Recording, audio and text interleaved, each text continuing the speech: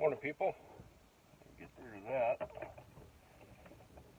fire department doing something here next to me, so kind of weird. But anyways, I wanted to make a short video. I've been wanting to do this for a while, but let's talk about owner-operators and trucking in the oil field and what that means. Let's break it down. I'm going to show you something here. Let me grab an invoice. Make sure there's no name on it. I don't know if you can see that. Down there, there's drilling, completions, production, and workover. Workover could be just about anything, but you hear all this, or you see all these videos about frac sand and sand hauling, right? Let me tell you why that is so unreliable. If you guys say somebody's an owner operator, they got a truck and they're going to go haul frac sand, they think they're going to make a killing.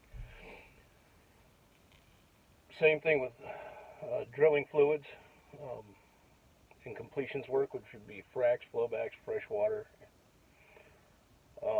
and rig service work or workover.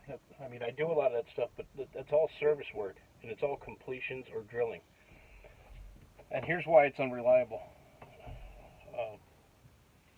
Now, before I get into this, the next 2 to 3 years, drilling and completions will be good, and it will be going strong. That's why you're hearing so much about it, I believe. But it's still unreliable. Let's start with drilling.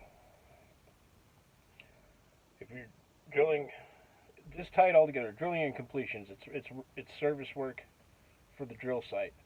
If the site is not in production, they're building it, they're drilling the hole, they're fracking it, they're completing the well.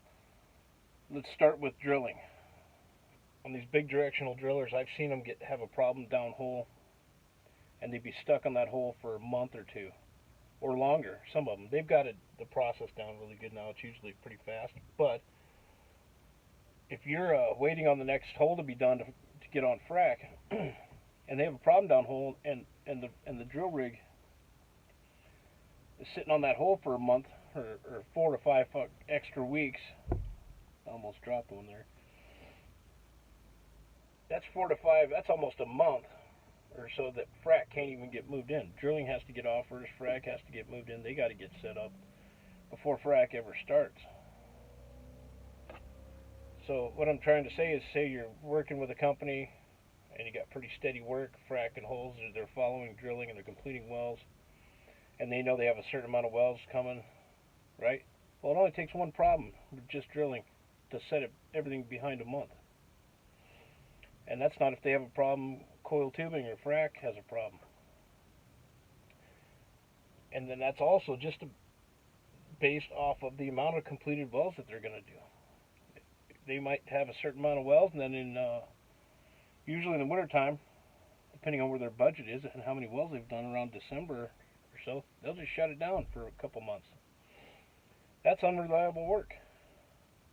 You can't plan your whole year that way unless you have a good system and you're set up good with people in whatever field you're in, and you're set up to deal with stuff like that. Then fine. But service work is service work. It's great when it happens, and I personally jump on it and take advantage of every rig service, frac, flowback that I can, and just run the heck out of it while I can. It's just a bonus, but I don't plan my year. I don't plan my business around it. Let's talk about the other side. Production. Production is the steady, non-stop work in the oil field. The crude oil and the production water. It is going 24/7. Yes, even then, a well can go down. It can stop producing. They need to come in, shut everything down, bring a workover rig on it, spend a few days, maybe a week on it. That can still stop steady production work.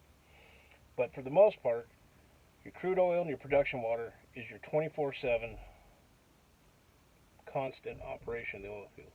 And for an owner-operator, you want to have some sort of production work.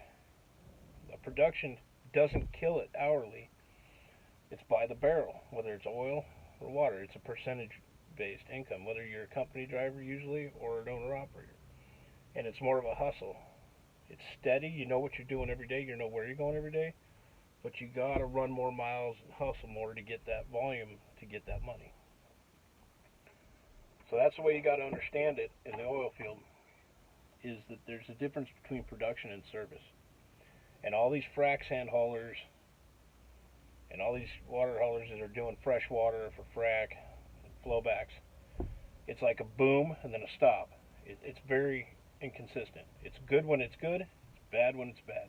You got to diversify yourself and get, as much of everything as you can, and definitely need to plan or to try to make contacts in the production area.